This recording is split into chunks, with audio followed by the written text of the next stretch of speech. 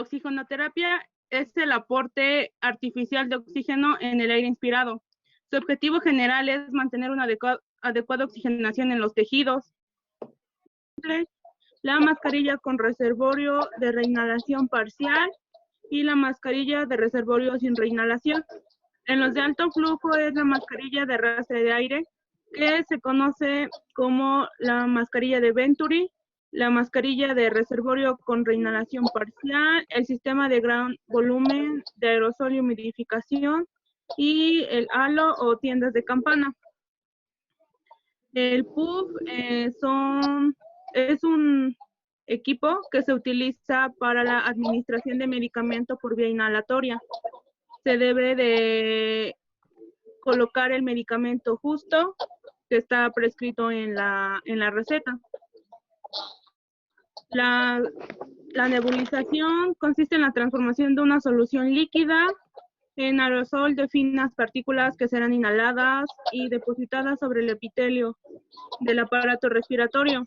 En el material que necesitamos para realizar el procedimiento, pide una fuente de oxígeno, un flujómetro, un adaptador con suministro de oxígeno, el oxímetro de pulso, una jeringa de 5 centímetros cúbicos, el set de nebulización pediátrico, que es la máscara facial para nebulización, cámara de nebulización y el conector, un par de guantes para el procedimiento y la solución salina al 9%, el fármaco que se va a administrar por la nebulización, la mascarilla de protección N95 y el mandil de protección.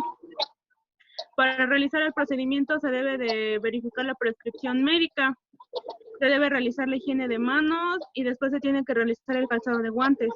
Se le tiene que explicar al paciente y al familiar que en el caso de, en este caso como es pediátrico, se le debe de informar al familiar la importancia de este procedimiento, así como la participación de los mismos.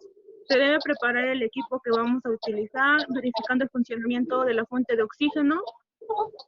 En la jeringa de 5 centímetros cúbicos se le va a colocar la solución salina al 9% y después se va a colocar en la cámara de nebulización. Se va a agregar el medicamento que está prescrito, utilizando la dosis exacta y realizando los 10 correctos para la correcta administración del medicamento. Se debe colocar al paciente en posición semisentado o sentado. En caso de ser un lactante, se le debe de pedir a la mamá que nos apoye. Se debe conectar el nebulizador a la toma de oxígeno utilizando flujo de 6 a 8 litros y colocar la mascarilla al paciente. Se va a estimular al paciente para que inhale a través de la vulva usando un patrón respiratorio lento y profundo. Retirar la mascarilla al terminar la nebulización, limpiar y secar el equipo. Se tiene que suspender la nebulización si se tiene un efecto secundario y se debe comunicar al médico. Se deben de estar controlando sus signos vitales y después, pues en caso de necesitar otra nebulización, pues igual se repite el mismo procedimiento y si no, pues ahí finaliza.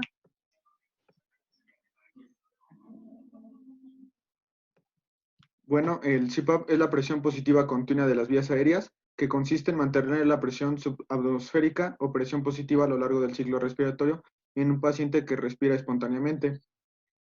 Es usualmente utilizada en las unidades neonatales, tanto como en modo primario de apoyo respiratorio o después de extubación de ventilación mecánica.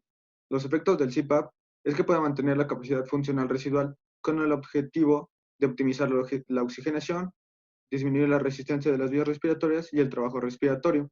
Las indicaciones es que tenga una alteración a la exploración física, que es que tenga un incremento del trabajo respiratorio, aumento de la frecuencia respiratoria mayor a 30 de lo normal, y que tenga retracción supraesternal e intercostal, quejido y aleteo nasal, palidez o cianosis.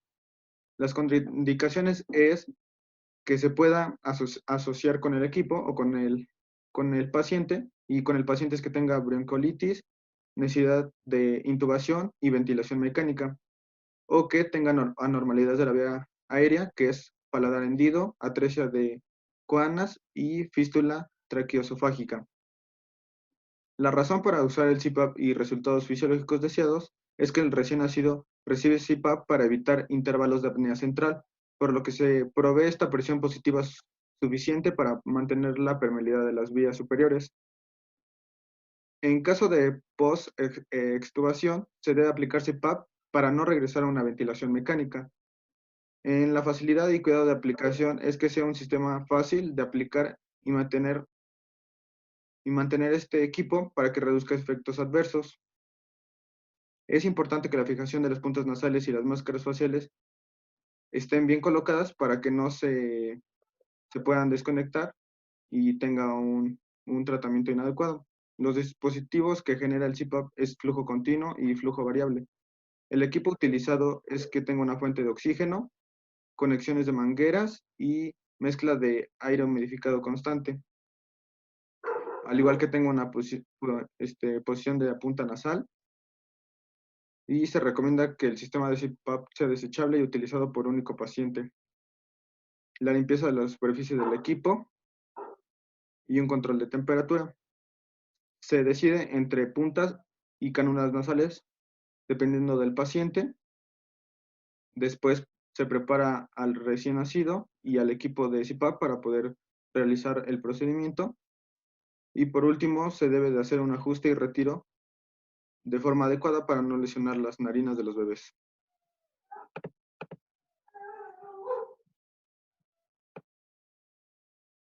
Aspiración de secreciones. Es un conjunto de actividades para retirar del árbol bronquial las secreciones de un paciente que no puede eliminar de forma espontánea. Se trata de una técnica aséptica realizada a través de una sonda conectada a una fuente de aspiración.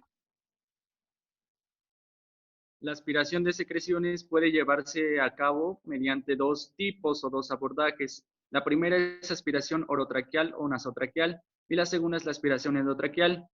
Ambas deben de estar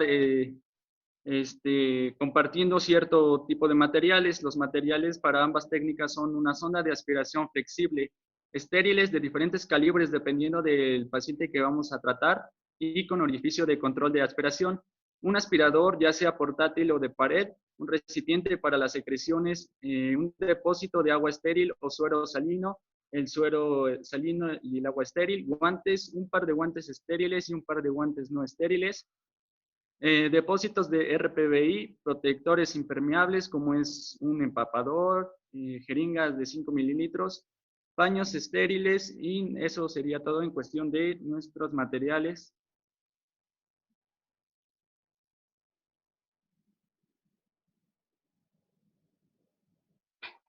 Los signos y síntomas iniciativos para hacer una aspiración es que las secreciones visibles en la boca estén en la boca, sonidos respiratorios tubulares, disnea, roncus de auscultación o caída de la saturación de oxígeno.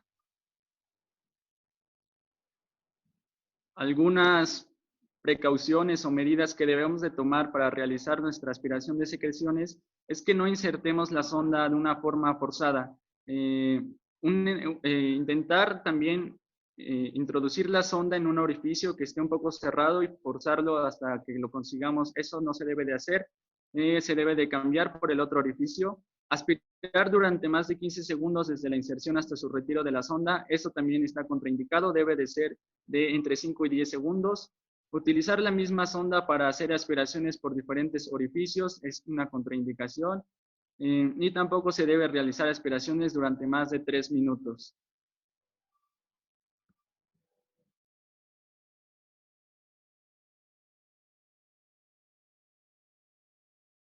La fisioterapia pulmonar ha tomado suma importancia debido a las grandes incidencias patológicas respiratorias.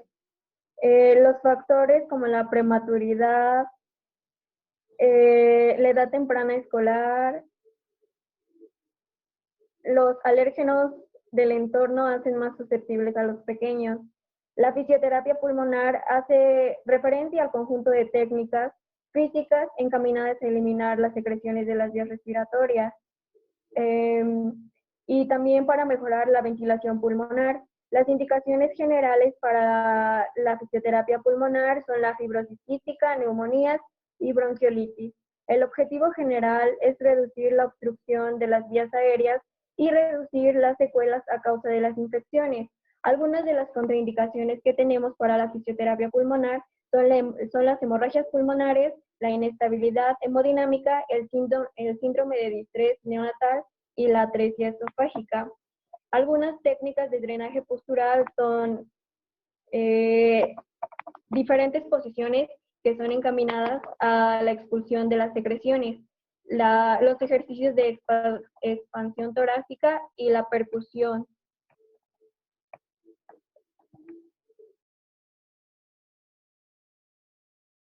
Los ejercicios respiratorios son un conjunto de técnicas de tipo físico que pretenden prevenir, mejorar o estabilizar las alteraciones del sistema respiratorio. Tiene como objetivo permitir la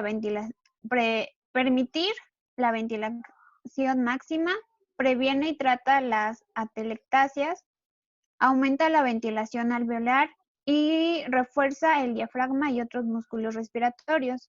Las principales indicaciones para realizar estos ejercicios es que los pacientes tengan secreciones pulmonares espesas, tengan aumento de la producción de moco, tos ineficaz y tengan la presencia de debilidad de músculos respiratorios. Las contraindicaciones para este es que los pacientes cuenten con neumotórax no tratado, infarto de miocardio reciente, tuberculosis pulmonar activa, epiema, asma, aumento de presión intracraneal y alguna fractura costal. Las precauciones que debemos de tomar es que no se debe realizar el ejercicio después de las comidas hasta después de aproximadamente hora y media para evitar náuseas, vómitos o broncoaspiración.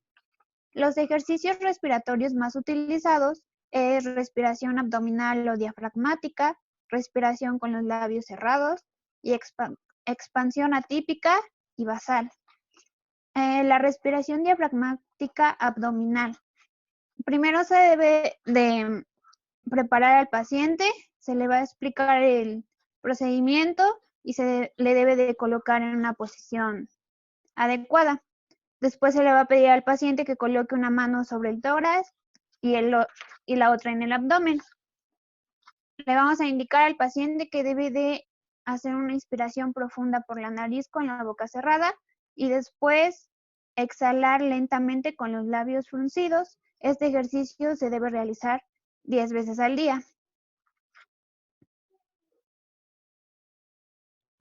Bueno, a continuación yo les voy a explicar sobre la respiración abdominal con labios cerrados y la respiración basal. Bueno, la respiración abdominal permite realizar respiraciones profundas con poco esfuerzo. El procedimiento que se va a llevar a cabo es colocar al paciente en una posición semisedente, que esté cómoda, en una cama o en una silla. Tenemos que flexionar lo que son sus rodillas para relajar los músculos del abdomen. Colocar nuestras dos manos en la parte de su abdomen, justo debajo de las costillas, hacer que inspire de manera profunda a través de la nariz, manteniendo la boca cerrada. Y bueno, esto debemos hacer, bueno, para exhalar debemos apretar los labios como si estuviéramos soplando una vela. En este caso también se puede utilizar con la técnica tosiendo, haciendo los labios cerrados como si sopláramos una vela y soltando una tos. Esto se debe de realizar para el paciente que le falte aire, aumentar su forma gradual hasta 5 o 15 minutos 4 veces al día. Esto se utiliza para controlar la expiración y vaciar los alvéolos, manteniendo una presión positiva en las vías aéreas, permaneciendo abiertos más tiempo. Elimina el dióxido de carbono y reduce el reflejo respiratorio, reduciendo así la frecuencia respiratoria rápida. Bueno, los ejercicios de expansión apical o basal son necesarios en pacientes que restringen los movimientos de la parte superior e inferior del tórax, debido al dolor que ocasiona la enfermedad respiratoria grave o cirugía torácica o abdominal. Bueno, para asistir al paciente con estos ejercicios de expansión apical, debemos situar los dedos por debajo de las clavículas de la persona y ejercer una presión moderada de forma alternativa.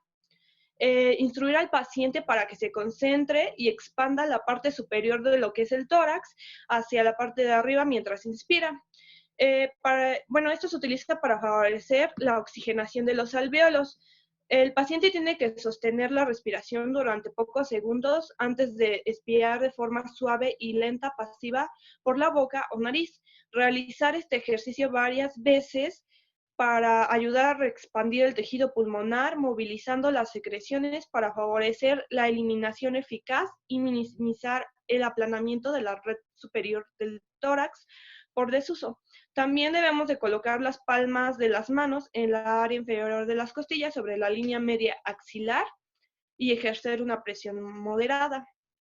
Bueno, los cuidados posteriores de enfermería hasta estos ejercicios de respiración es mantener al enfermo con buena hidratación general, siempre que no exista contradicción, comprobar la eficacia de la técnica aplicada, valorar la cantidad y características de las secreciones, asegurar que las vías nasales estén permeables, observar la técnica hasta asegurarse de que es efectuada de manera apropiada, registrar la educación sanitaria y tomar frecuencias respiratorias antes y después de la técnica. Bueno, esto sería todo en el caso de ejercicios respiratorios. Y eso sería todo. Gracias.